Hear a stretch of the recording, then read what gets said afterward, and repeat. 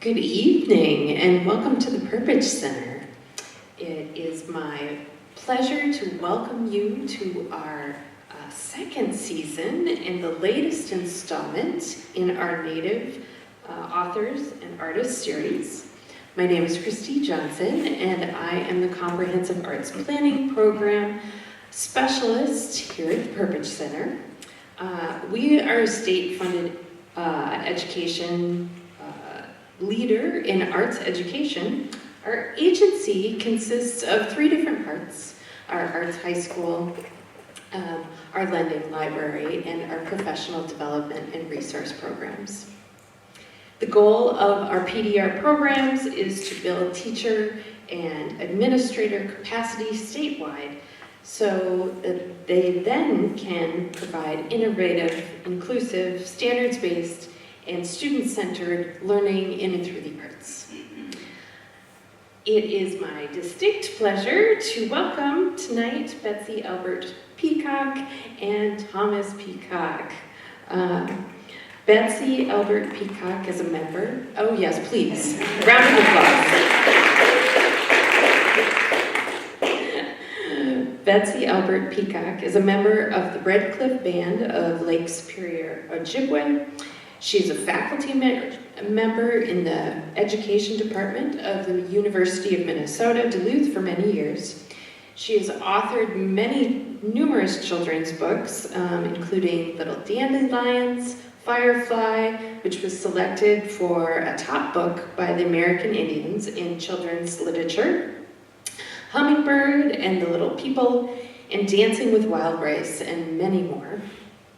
Thomas Peacock is a member of the Fond du Lac Band of Lake Superior, Ojibwe. He co-authored or authored books on Ojibwe history and culture, education, fiction, and racism.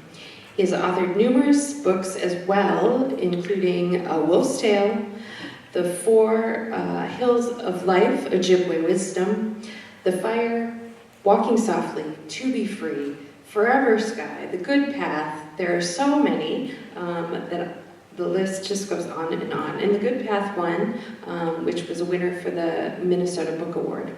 So there are many, many books.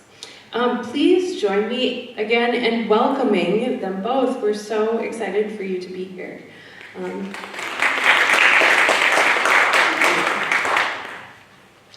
I know how busy both of you are, so it's such a treat. So to start, please tell us a little bit about your life, your background as professors and educators, and your writing life. How did you become writers and authors? Anini Bamarzi, many do know them, because Tom Peacock didn't because Jaganashamo, in Dunjaba, Nagajawanam, and Boom, the Swabikan. Minawa, Nagajuan, in Makunin, Durin, the Manoyage, and Wayne, the Mama, the Iron Boom. Tom Peacock, and I am again from the Fond du Lac Reservation. We have a place on Big Lake and Sawyer on Fond du Lac, and we also live over in Bayfield, Wisconsin, on the Red Cliff Reservation, and we're not going to have a home in Bradenton, Florida in a couple of days. How's that? So that's part of it. I'm an educator by training and profession. I started out as a classroom teacher, and I also was a secondary principal in different public schools in Minnesota, and then became a school superintendent, and then found a really easy job in the university, so I spent the last 20-some years doing that. I've been writing now for about 50 years, so yeah, that's me. I'm Betsy Albert-Peacock, and again from the Red Cliff Band of Lake Superior, Ojibwe. I've written 8 children's books. I didn't start writing until about 2 years ago, when I was going to actually retire. Tom and I started a publishing company after I retired from UMD 3 times. I lasted about 2 years, and then he said, hey, And we started a publishing company. So that's what we've been doing for since 2018. We've been publishing books.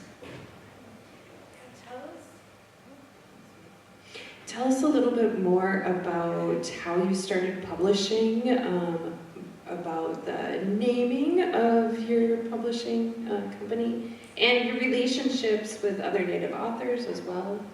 Okay. In 2018, after I retired 3 times and I was home for 2 years, Tom came home and said, hey, let's start a Native publishing company. We'll publish Native books by Native writers and illustrators. He said, you're going to work your butt off, but you're not going to make any money because we're going to be nonprofit. And besides that, we have to have the startup money, so you're going to have to pitch in to start it. Okay. So in 2018, we did all the paperwork that you need to do to start a business. In 2019, Tom said, we'll publish 2 books a year. I said, oh, okay. So in 2019, we published 2 books, then 3 more. The next year we published more than that. And so now we have published 51 books. We have 4 more in the works. Figure that out, and you had 2 books a year. It's been a whirlwind. It got bigger faster than we ever dreamt it would happen. We've met absolutely wonderful people. We have writers that are first-time writers. Of all of our writers, we have only one that wrote another book before ours. The most amazing part is giving them their book for the first time because they never dreamt they'd be published. And handing them their book, and saying, here you go, has been really amazing. We have writers who have now written, I'll give you an example. Tara Perron, she started with 1 book for us, did 3 books, and she's Ojibwe and Dakota, and she went to the Dakota people and published more books, and now she opened her own shop in Minneapolis, St. Paul. And the last time I saw her, she said, Betsy, I just opened my 2nd shop. So, and another one, Teresa Peterson, she did her first book with us, Grasshopper Girl, and now she has published a book with her uncle, Super, and the Understanding Native Minnesota Education gave away 10,000 of her books, and there was such a demand that they gave away 10,000 more. So how'd you like the royalties for those? Yeah.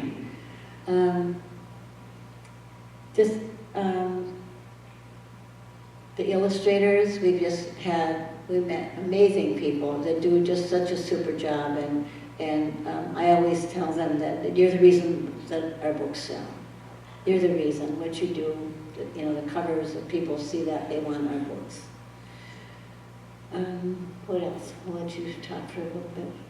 What else do you want to add? Well, we had, we did some brainstorming on the name, and then we came up with lists of names of what to call ourselves, besides Hay, and then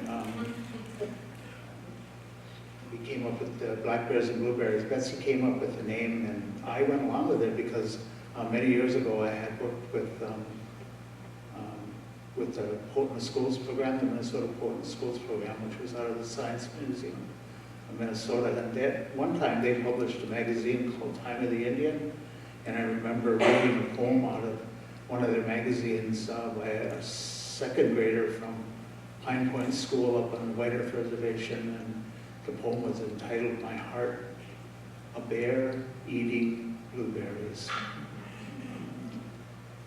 So when Betsy came up with the name, it brought me back about 50 years to that poem, so yeah. So. Well, thank you. Thank you for sharing. Let's talk a little bit about you specifically as authors. You both have new works out, so let's start there. Betsy, you have a new picture book out called Macoons, and Tell us about it. McCoon's is my favorite book. Reason being is that it's so much fun to read to kids. Kids absolutely love the book. It's about a little bear and his mom, and he asks her, tell me about when I was born. So she tells him that, you weighed half a pound. And when I read that to kids, I'll say, that's like 2 sticks of butter shaped into a bear.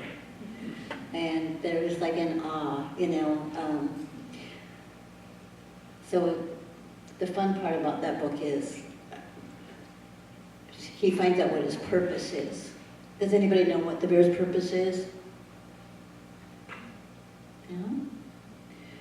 Okay, the main purpose of the bear, because whenever the bear eats, like all the seeds and things that they eat, they come out like they went in, fertilized. So it's their job to reseed the forest. So McCoon's, which means little bears, he's really curious about why humans use the toilet. And he sneaks into the campground and uses the toilet. And he comes back and he says to his mom, I bet I made a mess, didn't I? Somebody had to clean that up. So the book ends with the bear asking his mom, well, what's the human's purpose? Human's purpose is to take care of the land and the air and the water, the plants and the animals. And he says, but sometimes they forget. So when I read that, I'm just hoping every little kid will say, I'm not going to forget. I know that's my job. So that's my McCoon story. And I've read it to kids. I've read it to little kids in Head Start kids at Grand Portage that are learning the language. So the first thing I'll say is, what does McCoon's mean? And they'll say, little bear. And what does Muckwa mean? Well, that's the big bear. And then I read, and when I get to the part where about our word for moo, the question is, does a bear moo in the woods? That's poop, right? So I asked the little girl, the little girls and boys in the audience, who knows what moo means? And this little 3-year-old jumped up and she said, poop! Like that whole, everybody in the school, I think, heard her. But it's just such a, kids just love to hear things like that. And they look at each other, they laugh, and they giggle, and they nudge each other. And anyway, so that's now my favorite story. Thank you so much. Tom, do you want to talk about Whispers? Sure. My latest book is called In Whispers. It's a novel. I started out actually doing Ojibwe history and culture and that kind of thing. And once I retired from university, I made a transition to just doing writing fiction. Because with fiction, you can just make stuff up. I usually use another word there instead of stuff. But anyway, I made that transition. But in Whispers, I actually started thinking about the story maybe about a year ago. Dovetail Press published it. It came out in about mid-April sometime, and it's been doing fairly well. It's a story of it's a love story. I always wanted to write a love story, but I set it within boarding schools because the boarding schools have been getting so much media attention in the last few years because of what happened in the schools. So these characters are Simon Pendegayash and Carolina Shagabi. I gave them 2 old-time Ojibwe names. They meet at St. Mary's Indian Mission School in Granite Falls, Minnesota. Simon is 13, he's 7th grader, and Carolina is 14, she's an 8th grader, and they fall in love. And the story goes back and forth between Simon and Carolina throughout their lives until they're in their 80s. And it took me a little over a month to write the book. It just ran right out of me. And my writing process is I imagine many of you are artists, right? You have artists here? And my writing process is a lot like creating art, because I think, with your art and with my stories, the story, the characters in the story tells me when it's done. And I think with your art, I think your art tells you when it's done, right? And it's kind of that way. So the character Simon appears in my head, and he says, "Hi there, Tom. My name's Simon, and I have a story I'd like to tell you." And so I describe the process as hearing voices without being mentally ill. So, Thank you for sharing about those two new books. Let's shift just for a minute and talk about nonfiction work here. To Be Free, Understanding and Eliminating Racism. Tell us about creating that book. I know the first edition was in 2010, and it looks like the second edition came out in 2023. To Be Free, at the time I was teaching educational leadership at the University of South Florida, and I was sitting there twiddling my thumbs one day, and I at the time I had published a number of books through Afghan Press, and so I got a hold of a publisher and I said, I have an idea for a book. I'd like to do a book on racism, targeting middle schoolers, and written from a Native perspective.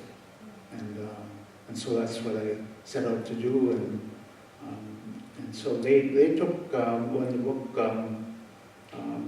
finally came out, it sold pretty well, and then Afton sold the rights to the book to MHS Press, Minnesota Historical Society Press, and they took it and ran with it,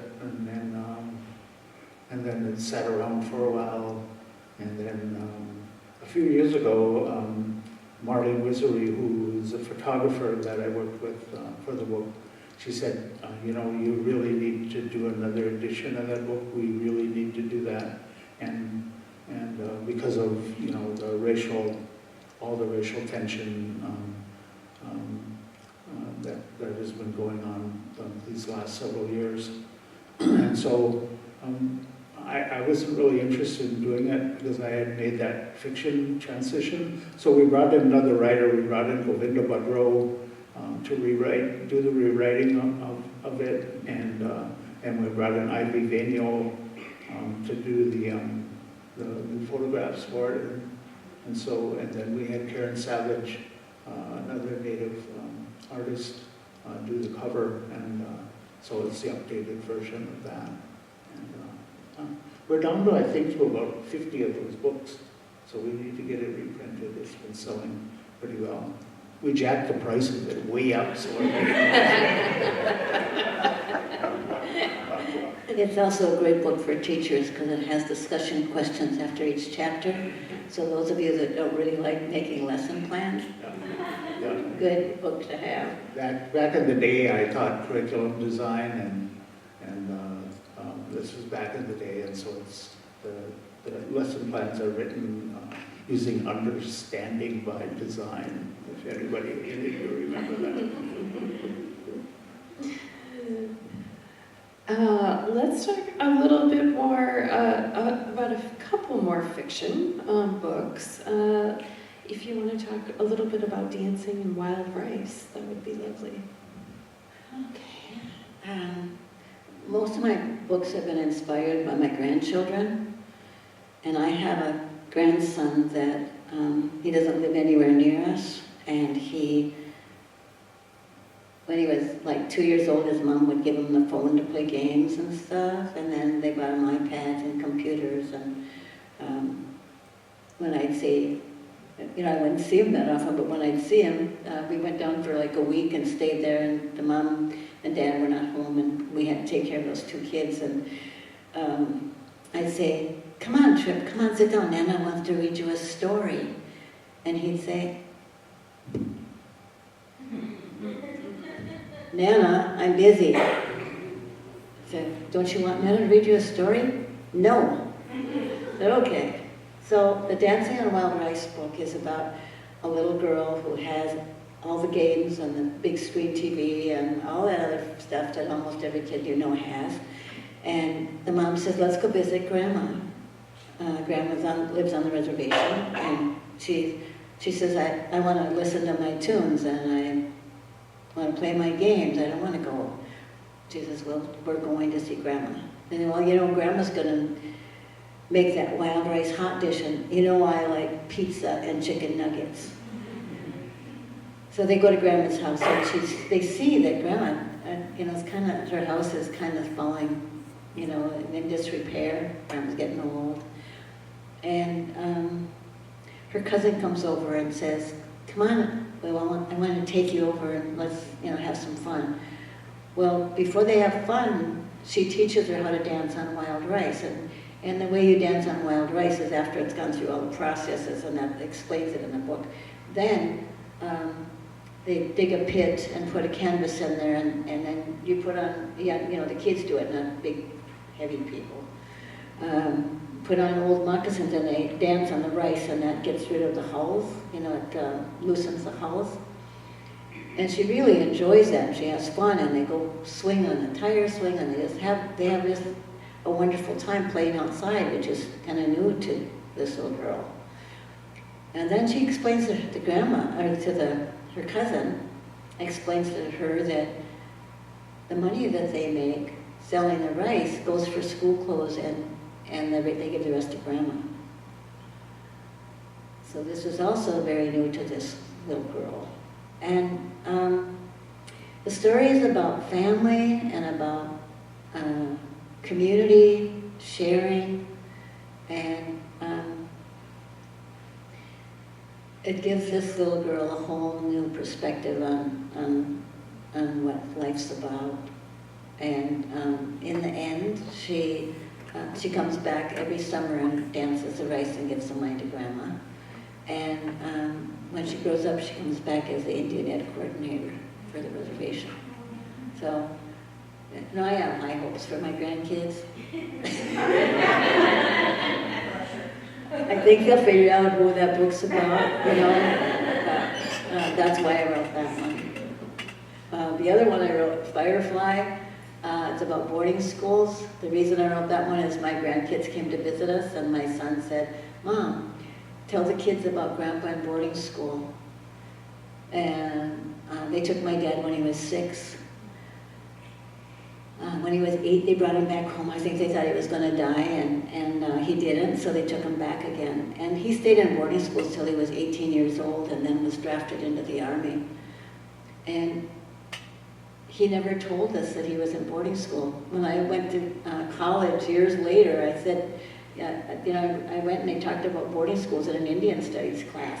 And I drove up to my dad and I said, Dad, did you know about those boarding schools? And he says, yeah, they took me when I was 6. And he was the oldest, and I always knew he was my grandma's favorite. And I just said, you know, I had my own kids then. I said, Dad, how did Grandma let you go? How can she let you go? You're only 6 years old. And he said, they told Grandma and Gramps that if they didn't let me go, they'd stop all the rations and the little kids would starve. They'd die. And he said, we talked about going to Canada, and then they found out they were doing the same thing in Canada, so he said, they let me go. And I just thought, you know, there's so much going on, like Tom said, in the media and all this about graves and finding bodies and how many places and how many cities and how many schools. And I just thought, I need to write a book for kids. And that's what Tom said to me when my kids, the grandkids left. He said, you really need to write a book for kids, a children's book on boarding school. He says, there isn't one out there.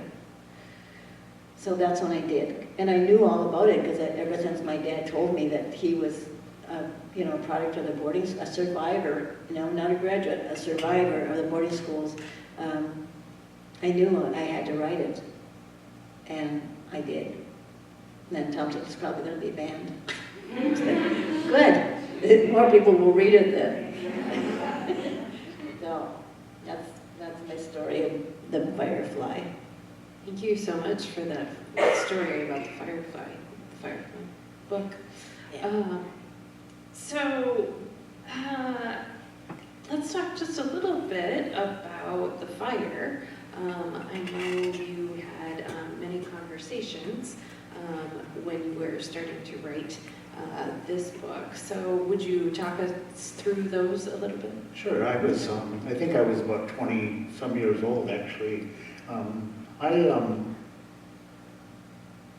When I was about 20 some odd years old, in my early 20s, I went out and I interviewed, I think it was 23 different people from my community reservation, multiple times, elders, getting their stories and community histories and that kind of thing. And one of the people that I went to interview was Elizabeth Gurno, and this was, I believe, in 1972.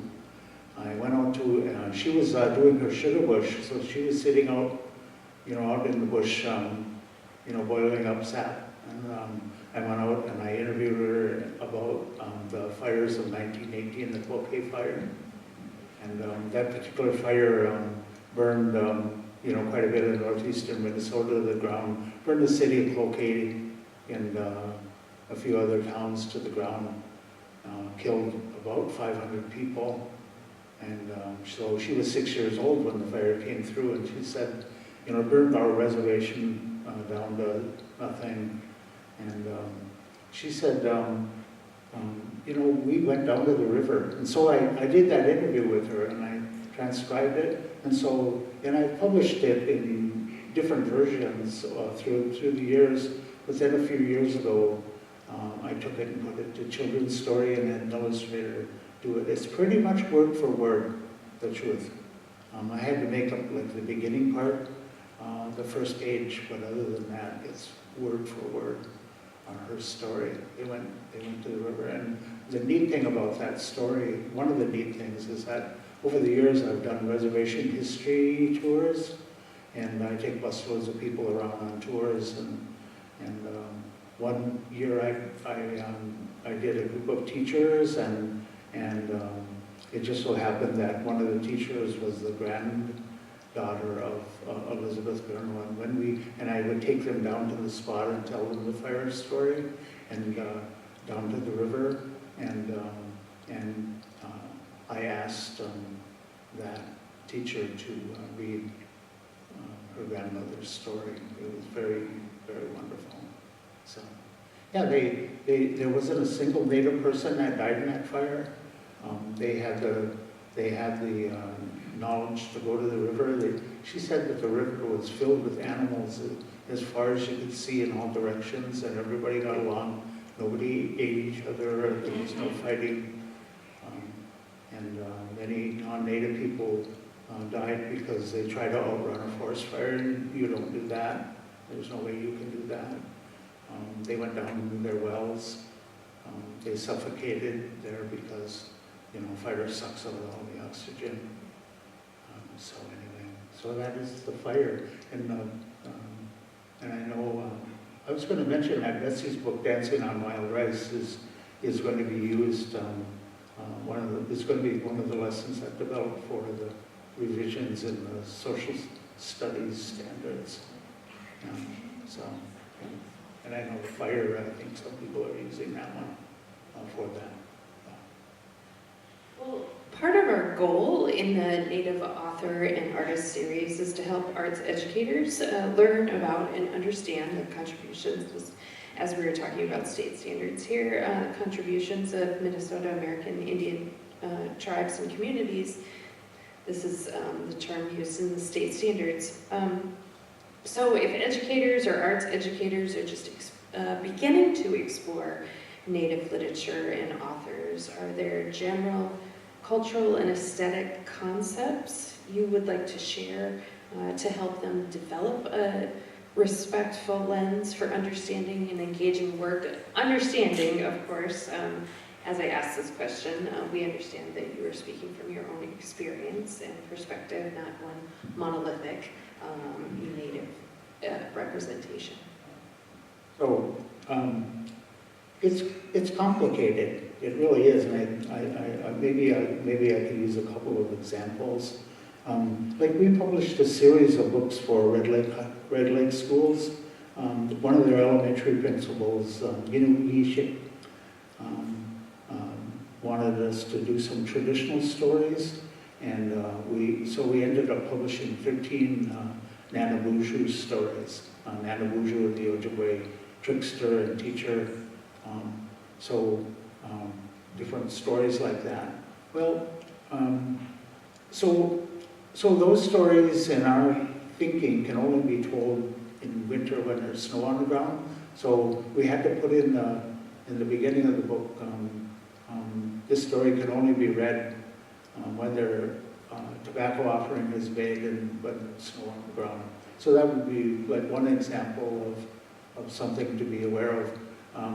There are other books where there's one of the books I noticed that's highly recommended and used in schools, and I don't want to fault the author at all, but is Bow Wow Highway, or Bow Wow Powwow, I believe Bow Wow Powwow.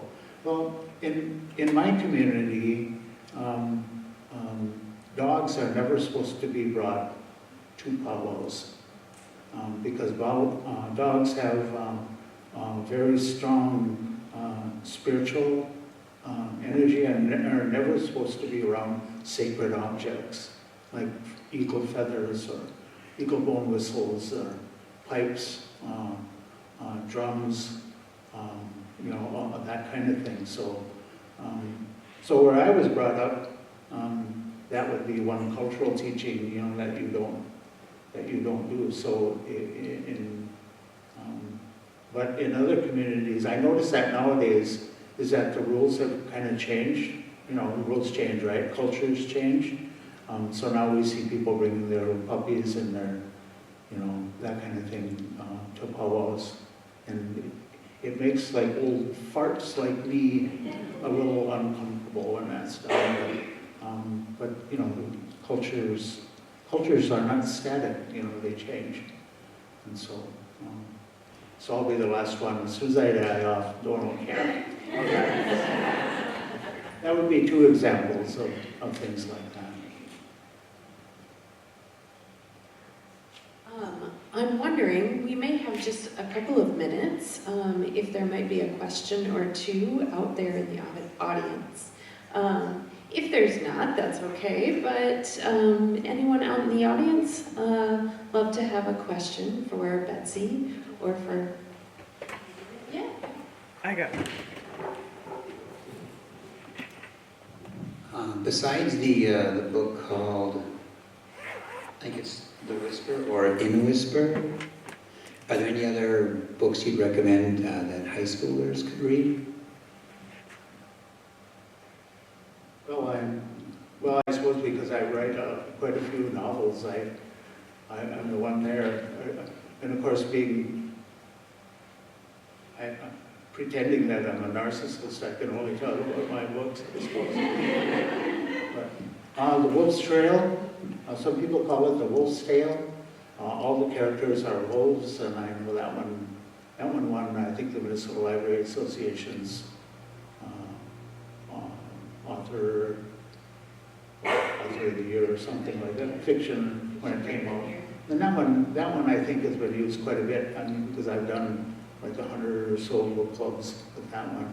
And so if you're interested in like animal characters, that kind of thing, Beginnings is another book that I think we have on display down in the library here as a book that I did. It's a coming home story, and it's historical fiction in a way, because the character is Donovan Mannypenny, and he's raised actually in Boston, and he's forgotten all about his native heritage, but something happens when he's 53 years old that causes him to begin that journey home. He follows the traditional Ojibwe migration, the 7 stops in the migration. So that's what ties it to our history and our stories. Collection of short stories, The Tao of Nokomis, Grandmother, and if you're familiar with the Tao, it's not Ojibwe, of course, but I just thought it was a cool name, so it's like the Dow motorcycle maintenance. So, Walking Softly, another book that I did, which is kind of an elder's story. And I set out to tell a story of an elder, Eddie Bainbridge, in his 80s, telling his story. Spent a lot of time as a drunk, sobered up, went back to his ways. I purposely put in some very simple Ojibwe prayers in there because when Native people reach a certain age, you go to a community gathering, they'll always be looking for someone to say a blessing, and when I talk about this book to Native people, I say, just have some simple prayers in there that you can say if somebody comes up to you and hands you some tobacco and says, we'd like you to say the blessing before the meal, so that kind of thing. So, yeah. And Whispers has rape in it, but I don't think any high school kid has not heard about rape. Hopefully, they know a little bit about that anyway, but it's a wonderful story, and I think it'll be a good read. Yeah, it does have a rape in it, but it is something that happened to kids in the boarding schools, and it's not descriptive. Betsy is my primary editor. She makes me take all the swear words out, so because I swear so naturally that it's hard, like right now, not to. So anyway.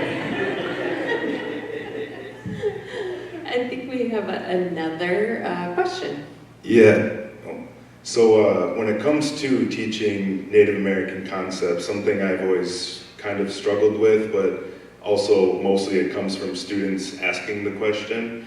I have a friend who teaches the Dakota language down in Morgan, Minnesota, and I've noticed when she invites me to like Wasipi and things like that, it says like American Indian Festival. And then I took a class, I'm getting my master's, and last semester I took a class with Dr. Gwen Westerman, and she said they prefer indigenous people or First Peoples, and then Native American, of course. So I'm just wondering, and I know there's not like a one-off answer because I'm sure everyone has a different preference, but just out of curiosity, what is your preference for terms used when talking about anything? Yeah, I'll try that one. Ginowishik up in Red Lake, his name was Henry for many years, and I knew him as Henry, and one day he decided to begin using his Ojibwe name, and it took me almost a year to get used to calling him by his Ojibwe name, and so for the first 6 months I just called him A. So I think that's like an individual thing. Some people are comfortable with that name Chippewa, and I'm not one of the people that's not comfortable with it because that's an anglicized pronunciation of Ojibwe, but the federal government recognizes us as Chippewa, but I'm not comfortable with that. I try not to use American Indian or Indian because, was lost, right? And we're not from India. So I try not to use that one. I use Native quite a bit. And I'm trying to make a transition now where I try not to name our community, give our communities I try not to use their English names. So like Bad River, up in northern Wisconsin, I try to call it by its Ojibwe name, Mushkizibi. And so I notice that a lot of people in Native communities are doing that now. And a lot of people, of course, are using that word indigenous.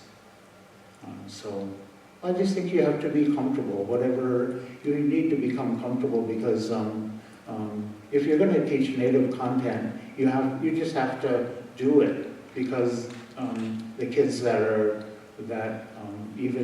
I would have to say most of the Native kids that are sitting in the classroom, you're their teacher, they want that.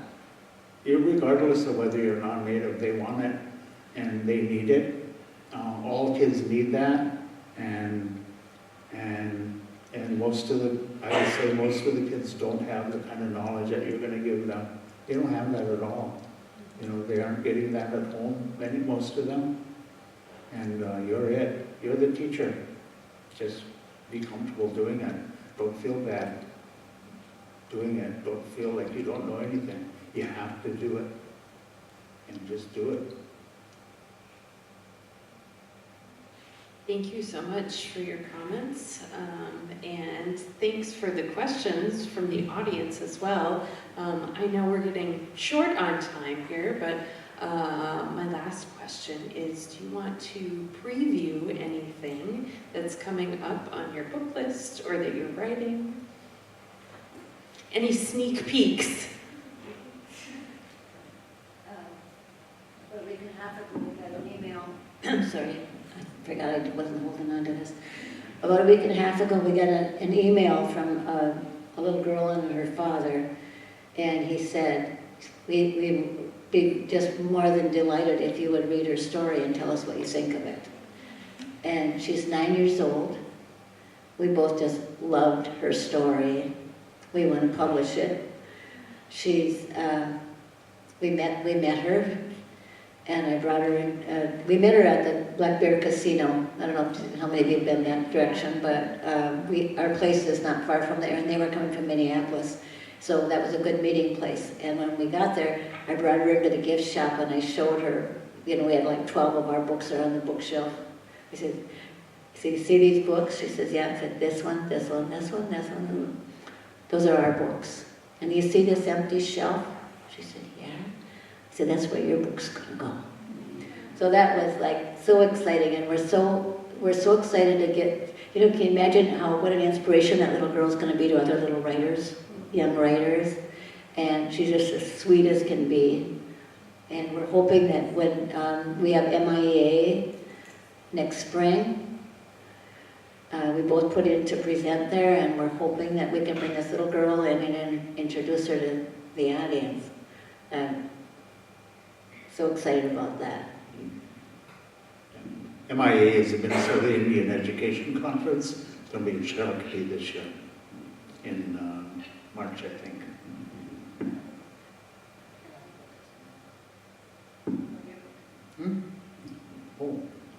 Very quickly, she wants me to mention something. I just have an idea for a book.